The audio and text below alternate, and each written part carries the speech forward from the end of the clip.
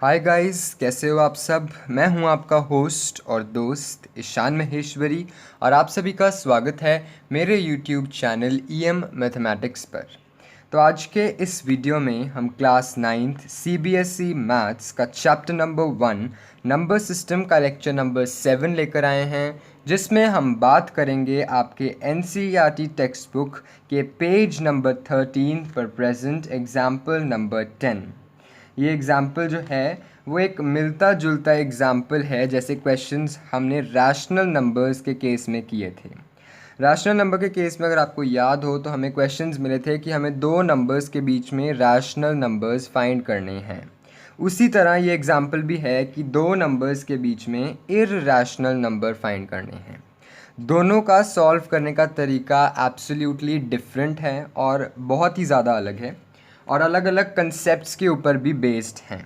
शुरू करने से पहले आपको प्रीवियस लेक्चर्स का नंबर सिस्टम 06 जो है वो आना चाहिए और नंबर सिस्टम 05 वो भी आना चाहिए। आपको पता होना चाहिए डेसिमल एक्सपेंशन के बारे में अच्छे से। जिसको नहीं पता है उसको मैं इस लेक्चर के स्टार्टिंग में एक शॉर्ट ब्रीफ इंट्रोडक्शन सी दे दूंगा कि इस लेक्चर में किस चीज़ के यूज़ होने वाले हैं।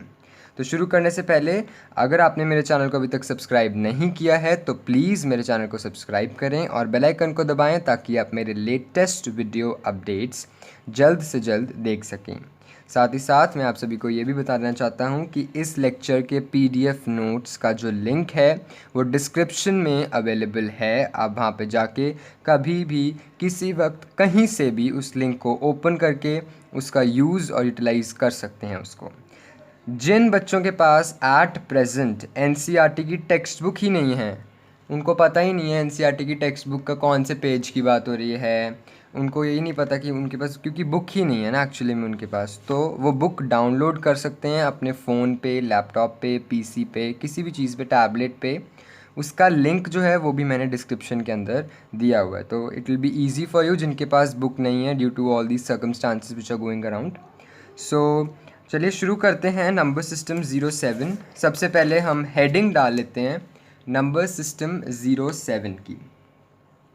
नंबर सिस्टम 07 में हमने सिर्फ एक ही एग्जाम्पल के बारे में पढ़ना है, वो example number 10, find an irrational number between 1/7 and 2/7। तो इसको शुरू करने से पहले मैं आपको एक चीज़ बहुत ही अच्छे तरीके से बता देना चाहता हूँ कि non terminating non repeating decimal expansion जो होती है वो किसकी होती है। मैं एक बार इस पर लिख देता हूँ, non terminating non repeating decimal expansion, non terminating non repeating. तो ये डेसिमल एक्सपेंशन जो होती है वो यूजुअली इरैशनल नंबर की होती है। यही हमने पढ़ा था प्रीवियस लेक्चर में कि रैशनल नंबर की डेसिमल एक्सपेंशन कैसी होती है, टर्मिनेटिंग या non terminating but repeating. But irrational number की डेसिमल एक्सपेंशन जो होती है वो होती है नॉन टर्मिनेटिंग नॉन रिपीटिंग। बस इतनी सी ही बात होगी जो आपको एग्जाम्पल नंबर 10 में बहुत ही ज़्यादा हेल्प करने वाली है। तो एग्जाम्पल नंबर 10 अब है क्या आपका,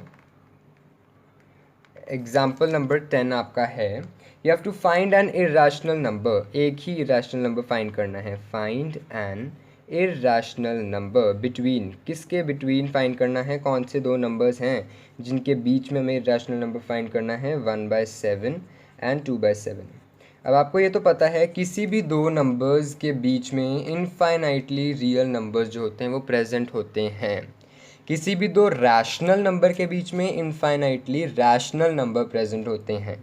उसी तरह किसी भी दो रैशनल नंबर्स के बीच में या किसी भी नंबर के बीच में इरैशनल नंबर की प्रेजेंस होने के चांसेस भी बहुत ज़्यादा होते हैं, रैदर प्रेजेंट होते हैं रैशनल नंबर्स के बीच में। तो अब इन्हें फाइंड कैसे करना है, ऐसे केसेस में जिस केस में आपको इरैशनल नंबर फाइंड करना होता है, आपको सबसे पहले इन नंबर्स की डेसिमल एक्सपेंशन निकालनी पड़ती है। आपको सबसे पहले क्या करना पड़ता है, इन नंबर्स की डेसिमल एक्सपेंशन निकालनी होती है। वो डेसिमल एक्सपेंशन निकालने का क्या करते हैं, कुछ बच्चे दोनों की निकालने बैठ जाते हैं, मिलते जुलते नंबर्स जो होते हैं, तो दोनों की नहीं निकालनी होती है। आप देखिए कैसे करेंगे, डेसिमल एक्सपेंशन निकालते हैं 1/7 की सबसे पहले।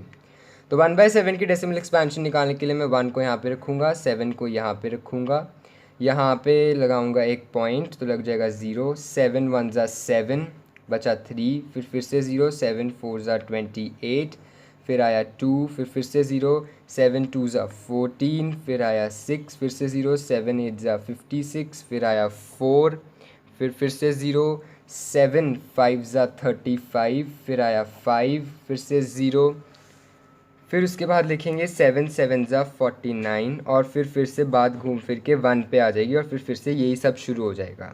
तो बेसिकली 1/7 जो है वो आएगा 0.142857, इसके पूरे के ऊपर बार।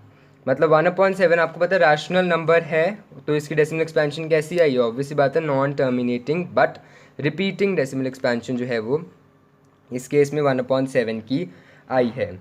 तो अब 2/7 की डेसिमल एक्सपेंशन निकालने की ज़रूरत नहीं है बिल्कुल भी, इसको सिंपल 2 इंटू 1/7 लिख सकते हैं हम आसानी से। 2 इंटू 1/7 होता है 0.142857 बार। अब इसको मल्टीप्लाई कैसे करना है वो बिल्कुल इजी है। आपको इसको मल्टीप्लाई करके क्या लिखना है, सिर्फ इसको इससे मल्टीप्लाई करते जाना है और ऊपर का बार वैसे ही रहेगा।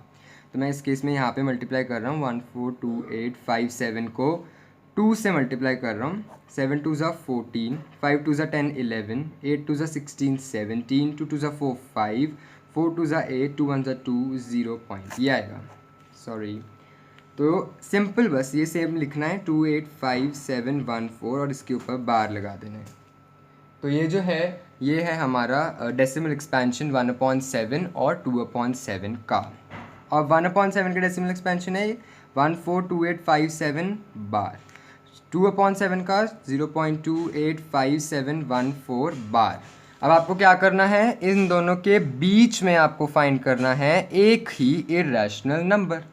अब वो इर्रेशनल नंबर आप कैसे फाइंड करोगे, उसका कोई तरीका नहीं है, कुछ भी नंबर लिख दो। Irrational number non terminating non repeating decimal expansion का होता है। इर्रेशनल नंबर जो होता है वो non terminating non repeating decimal expansion का होता है। तो इन दोनों नंबर्स के बीच में कोई एक non terminating non repeating number लिख दो। फॉर एग्जांपल मैंने लिखा 0.1501 5001 500001 500001 एंड सो अप टू। तो आप देख रहे हो 1 4 से तो ज़्यादा है और 2 8 से कम है, मतलब ये वाला नंबर जो है वो इन दोनों के बीच के अंदर लाई कर रहा है। साथ ही साथ इस नंबर की डेसिमल एक्सपेंशन कैसी है, इस नंबर की डेसिमल एक्सपेंशन है टर्मिनेटिंग एंड नॉन रिपीटिंग। मतलब ये नंबर कैसा हुआ, ये नंबर हुआ एक इर्रेशनल नंबर। और ऐसे आप कितने भी नंबर्स जो हैं वो लिख सकते हो, बस क्या करना है एक non terminating non repeating decimal expansion choose करके लिख दो। फॉर एग्जांपल इन दोनों के बीच में मैं ये भी लिख सकता हूँ 0.1711171117 एंड सो अप टू।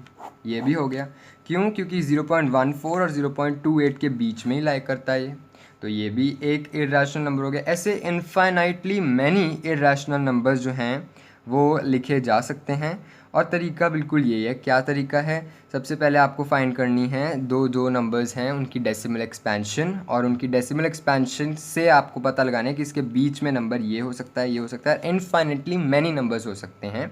उन्हीं में से कोई एक नंबर इर्रेशनल नंबर यानी non terminating non repeating decimal expansion type का नंबर है, लिख देना है। फिर से समझाता हूँ जिनको नहीं समझ में आया।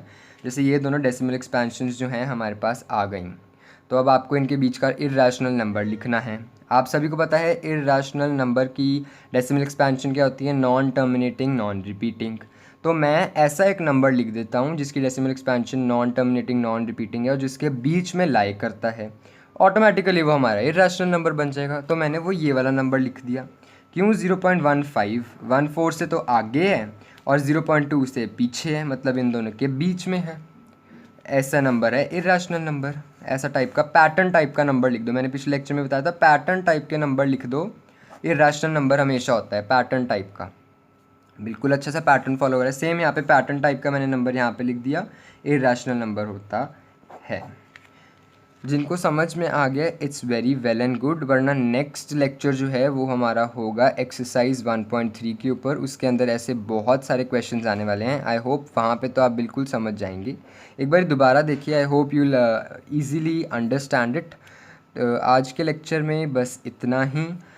पढ़ाई करते रहें। और अगर आपने मेरे चैनल को सब्सक्राइब नहीं किया है तो प्लीज़ चैनल को सब्सक्राइब करें, वीडियो को लाइक करें, शेयर करें और अपने डाउट्स को कमेंट सेक्शन में ज़रूर बताएं। I am surely gonna reply each and every one's doubt. Thank you and have a very nice day ahead.